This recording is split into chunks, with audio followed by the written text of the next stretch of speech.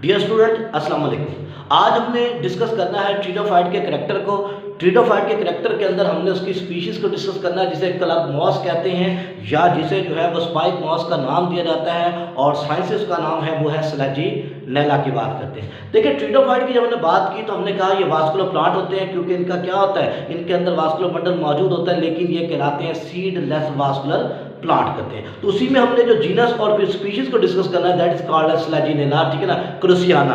तो हमने स्लेजिनेला को डिस्कस करना है, उसी को लेकर हम आगे चलते हैं। इससे पहले कि हम अपने टॉपिक को लें तो हम पहले बात करेंगे इसकी टेक्सोनॉमिक पोजीशन की बात करेंगे। देखिए टेक्सोनॉमिक पोजीशन में जो इसकी डिवीजन होती है उसे लाइकोफाइटा कहा जाता है।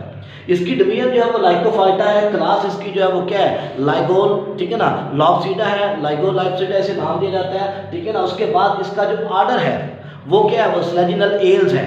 इस तरह इसकी जो फैमिली है, ठीक है ना, वो क्या है, स्लेजिनल एसी है, ठीक है। तो ऑर्डर इसका स्लेजिनल एल्स, फैमिली इसकी स्लेजिनल एसी, और जीनस जो इसकी मौजूद है वो क्या है, वो स्लेजिला मौजूद होती है।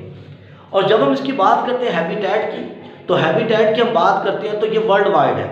अब वो स्पीशीज जो पूरी दुनिया के अंदर तकरीबन मौजूद हो तो उसके लिए हम टर्म इस्तेमाल करते हैं कॉस्मोपॉलिटेन। तो कॉस्मोपॉलिटेन कहते हैं ऐसी स्पीशीज को जो वर्ल्ड वाइड मौजूद हो। तो बेसिकली क्या है, कॉस्मोपॉलिटेन है।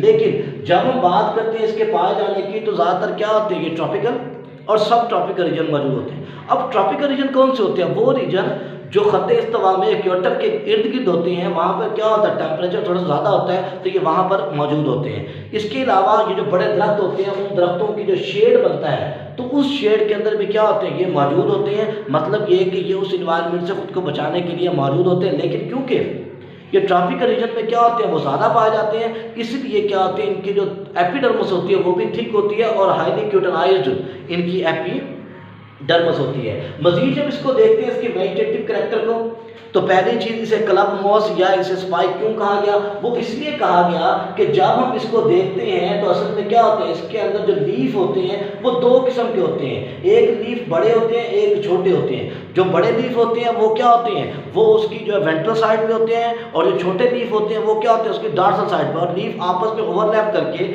ऐसा दिखाई देता है जैसे क्या स्पाइक हो, एक सिट्टा हो, बिल्कुल वैसा ही सिट्टा जैसे आपने बाजरे का देखा है, या फिर जो है गंदम का जो है वो स्पाइक मौजूद होता है, उस तरह की इसकी शक्ल हो जाती है, इसलिए इसे स्पाइक मॉस का नाम देते हैं। दूसरा, इसे क्लब मॉस क्यों कहा गया है, क्योंकि इसके नीचे मौजूद होती है स्टॉक। अब क्योंकि इसके नीचे स्टॉक मौजूद होती है, एक तो स्टॉक की वजह से भी इसे जो है वो नाम दिया जाता है, किसका, इसे नाम दिया जाता है कि ये क्लब मॉस मौजूद है। अब हम इसको डिस्कस करते हैं इसकी मॉर्फोलॉजी को, कि आखिर इसके स्ट्रक्चर कौन कौन सा है। तो डेफिनेटली क्या है, क्योंकि ये ट्रैकियोफाइट है तो इसमें क्या मौजूद है, इसमें रूट भी मौजूद है, इसमें स्टेम मौजूद है, इसमें ब्रांचेस मौजूद है, इसके अलावा इसमें लीफ मौजूद है। तो हम एक एक करके उनको डिस्कस करते हैं ताकि समझने में क्या हो, ताकि समझने में हमें आसानी हो। तो इसलिए जब हम इसे डिस्कस करते हैं तो पहली चीज़ क्या डिस्कस करेंगे हम, रूट इसे एंकर करती है। जो पहली रूट बनती है वो हमेशा कौन सी होती है, वो प्राइमरी रूट होती है। लेकिन जैसे जैसे क्या होता है, वो स्टेम जो है डिवाइड होता है, और स्टेम जो है डाइकोटोमस डिवाइड होता है दो शाखे में, तो वो स्टेम जो है वो आगे जाके क्या करता है, वो आगे जाके स्टेम जो है वो एडवांटेशियस रूट भी बनाता रहता है। अब एडवांटेशियस रूट कौन सी होती है, वो रूट जो क्या हो, जो रेडिकल से ना निकले, मेन के पॉइंट से ना निकले, यानी कि जो सीड होता है, ठीक है, उसमें क्या होता है, उसमें होता ये है कि सीड के अंदर एम्ब्रियो के दो हिस्से होते हैं, एक होता है रेडिकल, ठीक है, एक होता है फ्लोम्यूल। अब जाहिर बात है ये सीडेड तो नहीं है, तो इसका मतलब यह है कि जब स्टेम से अदर देन क्या होता है, किसी पार्ट से निकले, तो हम उसे फिर क्या कहते हैं, हम उसे फिर एडवांटेशियस रूट का जो है वो नाम देते हैं। तो इसमें एडवांटेशियस रूट मौजूद होती है। लेकिन अगर कोई फर्ज करो इसका स्टेम जो है वो एरियल है, तो उस एरियल स्टेम से क्या होगा, जब उस एरियल स्टेम से रूट निकलेंगी तो वो रूट क्या कहलाएंगी, एरियल रूट कहलाएंगी। और ये एरियल रूट जब जमीन की तरफ जाएंगी तो इन्होंने जमीन में जाके, सॉइल में जाके ब्रोइंग करनी है, खुदाई करना, पेनिट्रेट होना है। तो इसके ऊपर कैप मौजूद होगी जो इसे ब्रोइंग के अंदर, पेनिट्रेशन के अंदर क्या करेगी, वो हार्म होने से बचाएगी। तो रूट इसकी मौजूद होती है, ये रूट। इसके अलावा इस पे कैप्स होती है जो उसे प्रोटेक्ट करती है। फिर इसका क्या होता है, इसका स्टेम मौजूद होता है, जैसे कि यहाँ पे हमने दिखाया, ये रूट दिखा रखी है, ये क्या है, ये इसकी रूट्स हैं जो इसमें मौजूद होती है। ये रूट के ऊपर वाला हिस्सा जो है ये क्या है, ये राइजोफोर है। अब ये स्टेम इसका जो मौजूद होता है, वो स्टेम क्या होता है, डॉर्सोवेंट्रल होता है। डार्सोवेंट्रल स्टेम कहते हैं ऐसा स्टेम जिसकी डार्सल सतह ऊपर वाली सतह पे क्या हो, वो फंक्शनिंग हो, नीचे वाली सतह पे क्या हो, वो भी फंक्शनिंग हो, यानी कि दोनों की जो स्ट्रक्चर है, मॉर्फोलॉजी है, कंपोजिशन है, वो अलाइक हो, तो हम उसे डार्सोवेंट्रल का नाम देते हैं। तो इसका स्टेम क्या होता है, वो ग्रीन होता है, डार्सोवेंट्रल होता है, प्रोस्टेट होता है, यानी कि हॉरिजॉन्टल ग्रो करता है, वर्टिकल ग्रो नहीं करता, तो प्रोस्टेट होता है, ठीक है ना। लेकिन इससे जो ब्रांचेस निकलती हैं, जैसे ये ब्रांचेस बनाई हैं, ये ब्रांचेस क्या होती हैं, ये अरेक्ट होती हैं, ये होता प्रोस्टेट, लेकिन जो ब्रांचेस निकल रही हैं उससे वो क्या है, वो अरेक्ट ब्रांचेस इससे अराइज होती हैं, और ये ब्रांचेस आगे जाके दो में तकसीम होती हैं, इसलिए हम इसे कहते हैं कि ये क्या है, ये असल में जो है वो क्या है, डाइकोटोमस है। अब ये सारी ब्रांचेस स्टेम से जुड़ी होती हैं, और स्टेम से फिर क्या निकलती है, वो रूट निकलती है। अब वो रूट जो ज़मीन के अंदर जा रही है, जो स्टेम से निकलती है, तो बाद दफ़ा कहा जाता है इसे मिस्टेकली कि ये असल में क्या है, ये असल में एक सूडो मोनोपोडियल भी है, यानी कि सूडो का मतलब होता है फॉल्स, मोनो का मतलब होता है एक, पोडियम का मतलब होता है पाँव, यानी कि ये एंकरिंग पॉइंट इसका एक है, लेकिन एक नहीं है। जहाँ से एडवांटेजेस रूट निकलेंगी तो बाद दफ़ा एंकरिंग पॉइंट, चिपकने वाला पॉइंट, अब्जॉर्प्शन पॉइंट एक से ज़्यादा भी हो सकते हैं, लेकिन क्या होता है, क्योंकि ये मेन रूट के जरिए क्या होता है, ऐसा लगता है चिपके हुए हैं, तो उस रूट को जो एडवांटेजियस रूट है उसे हम नाम दे देते हैं कि ये क्या सूडो मोनोपोडियम जो है ये कहलाता है। ठीक हो गया। इसके बाद जो है वो क्या होता है, जो शूट होती है, स्टेम होता है, उसका जो अपेक्स होता है वो क्या होता है, उसके ऊपर जो है वो एपिकल सेल जो है वो मौजूद होते हैं, जो उसे क्या करते हैं, जो उसे प्रोटेक्ट करते हैं।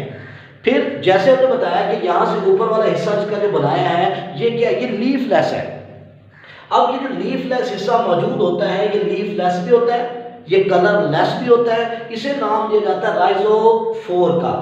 अब राइजोफोर का मतलब क्या है, राइजोफोर जो है वो राइजोम असल में क्या होता है, राइजोम अंडरग्राउंड स्टेम को कहते हैं। ठीक है, फोर का मतलब होता है ब्रांच, तो वो कहते हैं हमारे पास ब्रांच जो क्या होती है, जो अंडरग्राउंड से राइज हुई है, उसे हमने राइजोफोर का नाम दे दिया है। ये लीफलेस होती है, कलरलेस होती है, ब्रांच क्या होती है, ये होती है, इससे अराइज होती है, और यही ब्रांचेस फिर आगे जाके स्टेम वगैरह जो है ना बनाती हैं, जो प्रोस्टेट मौजूद होता है। तो ये इसका बेसिकली क्या है, ये इसके स्टेम के बारे में मौजूद है। फिर हम इसकी जो बात करते हैं वो होता है लीफ। ठीक है ना। अब लीफ इसके अंदर मौजूद होते हैं। पहली बात तो लीफ इसमें जो होता है माइक्रोफिल होता है। माइक्रोफिल लीफ क्या होता है, माइक्रोफिल लीफ ऐसा leaf which contain a single supply of vascular bundle, that leaf in which only a single a one when, ठीक है, जिसमें एक वेन मौजूद हो या सिंगल सप्लाई जो है वास्कुलर बंडल की मौजूद हो, तो उसे क्या कहते हैं, उसे कहा जाता है कि ये असल में क्या है, ये असल में जो है वो माइक्रोफिल है। तो इसमें माइक्रोफिलस क्या होते हैं, वो लीफ मौजूद होते हैं। ये फिर माइक्रोफिलस लीफ दो किस्म के, आइसोफिल एंड आइसोफिल। आइसो का मतलब सेम, फिल का मतलब लीफ, यानी कि अगर पत्ते एक जैसे होंगे तो वो क्या होंगे, आइसोफिल होंगे, और पत्ते अगर डिफरेंट होंगे तो क्या होंगे, वो एन आइसोफिलस लीफ होंगे, जैसे हमने बताया। अब स्मॉल लीफ जो है वो क्या होते हैं, वो डार्सल सतह पे होते हैं। जैसे कि अब हम देखते हैं इसे कैसे, थोड़ा सा आइडिया हो जाएगा कि ये कैसे है।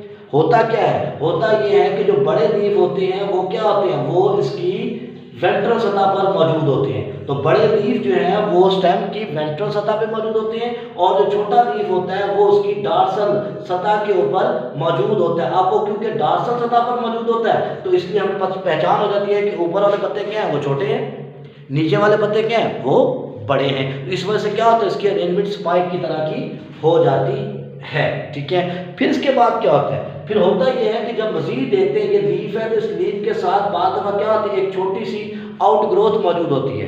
तो वो छोटी सी जो आउट ग्रोथ होती है, जो फोटो सिंथेटिक होती है, उस छोटी सी आउटग्रोथ फोटोसिंथेटिक आउटग्रोथ को लैग्यूल का नाम दिया जाता है। इसलिए तो इसे क्या नाम देता है, लाइगो, तो ये लाइगो लॉब्सिडा का नाम दिया। तो ये लैग्यूल क्या होती है, वो छोटी सी मौजूद होती है जो बेस ऑफ द लीफ पर पाई जाती है। ये बेसिकली क्या है, एक वेस्टिजियल आर्गन है। हम जानते हैं कि वेस्टिजियल आर्गन कौन से होते हैं, वो आर्गन जो रूडिमेंट्स हैं, वो आर्गन जो कभी फंक्शनल हुआ करते थे जानदारों में, लेकिन अब वो फंक्शनल नहीं रहे या उनका फंक्शन वैसा प्रॉपर नहीं रहा, तो हमने उसे नाम देते हैं वेस्टिजियल आर्गन का। तो ये बेसिकली क्या है, तो ये फोटोसिंथेटिक और है भी लीफ लाइक, लेकिन ये फोटोसिंथेसिस नहीं करता। बेसिकली ये बेसिकली वाटर को क्या करता है, वो रिटेन करता है, ऑब्जॉर्व करता है, और पानी के रिजर्वायर के तौर पे ये काम करता है। तो ये बेसिकली क्या था, हमारे पास जो है वो स्लैजिनेला की, क्लब मॉस की, या हम उसे कहते हैं स्पाइक मॉस की वेजिटेटिव करैक्टर और टैक्सोनॉमिक जो है ना वो पोजीशन थी।